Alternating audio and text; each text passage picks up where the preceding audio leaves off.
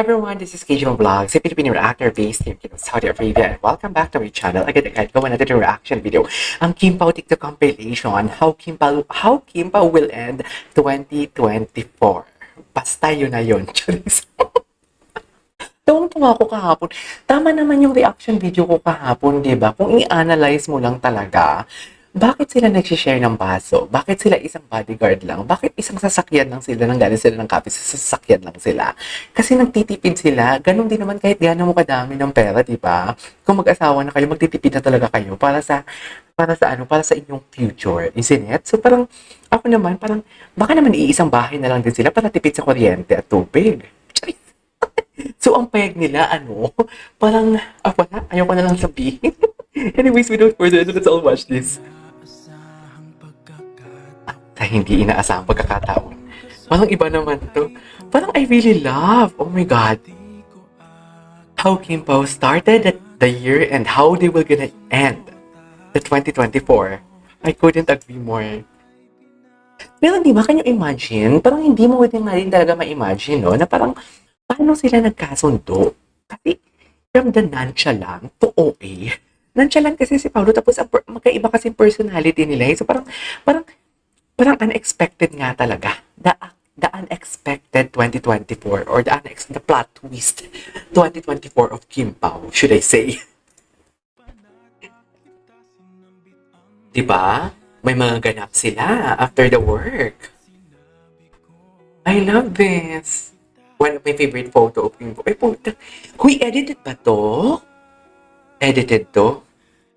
Edited to, oh. What's the title of the song? Ang ganda naman ng kanta.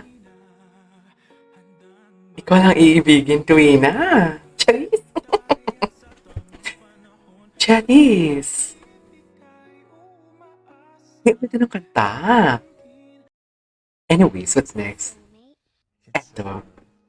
Ito yung soulmate.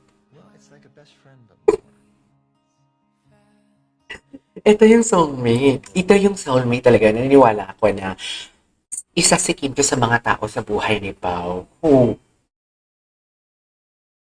bring out or brought out, tama ba? Or ang nagpalabas sa personality ni Pao. Parang isa si Kim sa mga taong nagpa-realize kay Pao na, come on, it's okay to loosen up. It's okay to break your wall.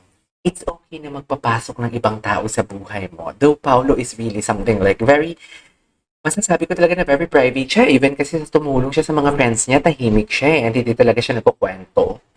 Yung mga friends niya, dahil yun naman ang mga nagsispill sa kanya. Ang mga nagsispill ng tea na parang, eto si Paolo, binigyan ako nito, katulad ni Janos Del Prado, di ba nga? So parang, si Kim Chiu yung nagpa-realize kay Paolo na it's okay to loosen up. It's okay na parang to break your walls para naman at least makilala ka ng tao. And right after that, nakilala natin yung totoong Pao na akala natin suplado, akala natin not smiling, akala natin tahimik lang, akala natin, yun. Tapos ang dami nagsisismis kay Pao na ganito, si Pao na ganito, ganyan. Na hindi naman natin kilala pala si Paolo. Kasi Paolo is very tahimik and private na tao. Diba? Parang hindi natin alam kung ano totoong nangyayari talaga sa buhay ni Paolo, kung totoo man naririnig natin or hindi. 'Di ba? Ang dami talagang naniniwala sa totoo lang sa mga chismis kay Paolo. Hanggang ngayon sa comment section, ang dami nila, dear 2025, 2024 na. And feeling ko mga DDS yan. Feeling ko mga BBM DDS yan. Ano na, hindi pa kayo nadala sa Unity. Sa Team Unity. Charis. Anyways. Naluluka ako.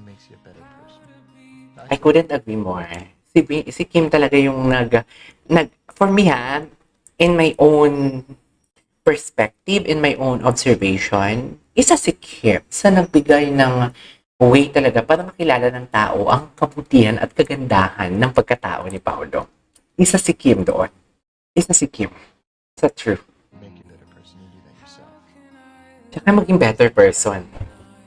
Kasi di ba maging better person? Si Paolo naging better person sa paningin ko because of Kim Chiu. Nakita ko yung soft side ni Paolo. Nakita ko how he cared for other person, for other people. Right? How he cared for Kim. How he treated Kim. Ako talaga yung sympathy ko kasi talaga sa mga babaeng niloloko. Alam mo yun? Wala na, ha? Sa mga behind the scene talaga yung kilig. Sa totoo lang. Doon talaga natin makikita. Ang damdamin ko sa'yo. Tinong Philippines talaga ni Kim dito. Sa totoo lang. Alam mo, kahit pa ulit-ulit ko ito nakikita ang mga video na to, kung makikita natin ha, tingnan mo, ang mga hawak naman ni Kim for today's video. Parang walang bukas. Charis.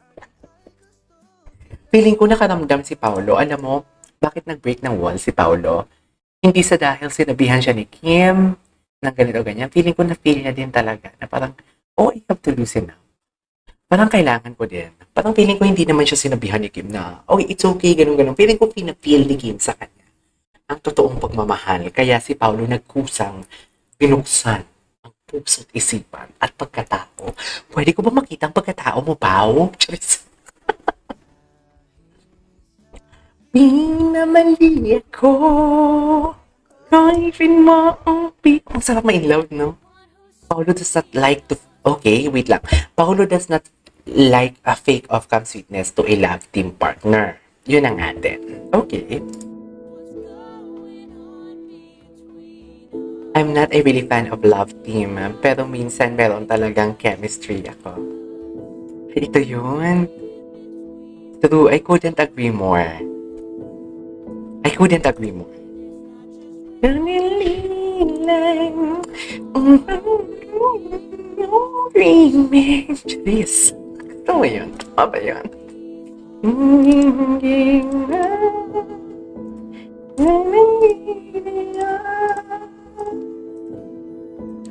Okay.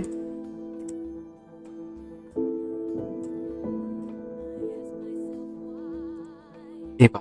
Ha? Dati wala akong nakikita may binibigyan-bigyan ni Paolo. Ay, I love this. Dati wala akong nakikita may binibigyan si Paolo ng ano ng mga flowers ha? Ano ba? Ay, ito, ang sweet naman ni Pao. Sobrang kilig yung dalawang ito. This is Ling Lang Dis, right? This time, I initiated the thumb kiss. Actually, napanood na natin to eh. Maghanap tayo, yung mga luma talaga, yung gusto ko makita, yung mga hindi ko pa nakita for today's video. Alam mo yun. Wala bang video kahapon si Kim Chiu na pinakita about sa ano? About sa, what do you call this? Ito yung sa, ano nila, ito yung sa, what do you call this? Ay, ito. Ano, Jessica? Nakikilitian pala ang dalawa. Ay, nagkikilitian pala silang dalawa for today's video. May sariling mundo sila, no? Feeling ko dito nagliligawan pa lang sila. Hoy! Bakit nagliligawan? Nagliligawan sila dito. Wala silang pakialam sa sinasabi ng kasamahan nila. Kundi sila talaga, may ano sila talaga sila. May chika talaga sila. Ay, ano to? Galaw mo mag-asawa naman ng Jacket the Boss, the real boss. Patingin? Ay, oo. Kasi nga nilamig si Pao. Nilamig si Pao for today's video eh. Ang gwapo ni Pao, no? Ang gwapo niya talaga, dear. Bagay na bagay talaga sila. Feeling ko kung magkakabibi mo sila, sobrang chinito or chinita. Sana baby girl. Parang maraming mamahalin si Paolo na babae.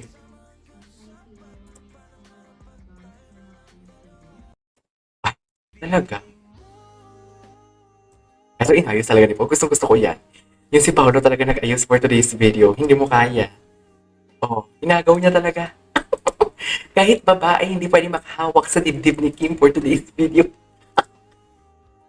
Diyos ko, ito siloso. Napakasiloso nito for sure. Napakasiloso nito for sure.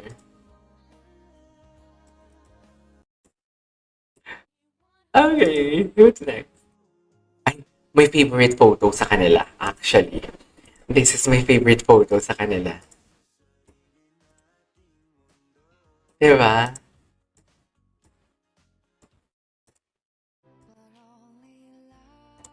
Can't say. Nasa backstage siya, sweet pa rin.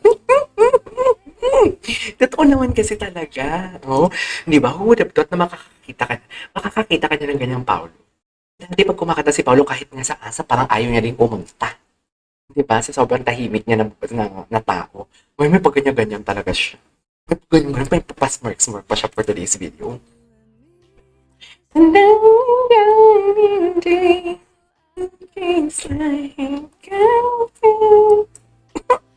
Ay, diba? True. Tapos na pala. Alright, ituloy natin to sa next video natin. This is KJ Vlogs and see you on my next vlog. Bye!